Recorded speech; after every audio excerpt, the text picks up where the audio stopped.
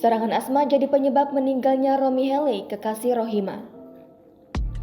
Kabar duka menghampiri Rohima, mantan istri Kiwil setelah sang kekasih Romy Helley meninggal dunia.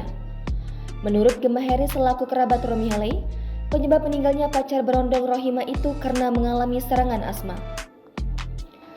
Beberapa jam sebelum meninggal dunia, Romy masih sempat membagikan video saat dirinya tengah lari pagi di pinggir pantai di Bali. Kabar duka juga dibagikan langsung Rohima di Instagram Story yang menuliskan ucapan duka atas berpulangnya Romy Helley. Kedekatan Rohima dan Romy Helley mulai terjalin sejak Maret 2021. Saat janda Kiwil ini mengalami kecelakaan, pria yang merupakan pelatih yoga ini pun hadir memberikan semangat melalui sambungan telepon. Bagi Rohima, Romy Helley merupakan sosok spesial karena menemani hari-hari janda 4 anak tersebut sejak berpisah dengan Kiwil.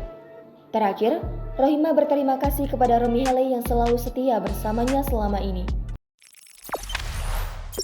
Jangan lupa subscribe, share, komen, dan like ya!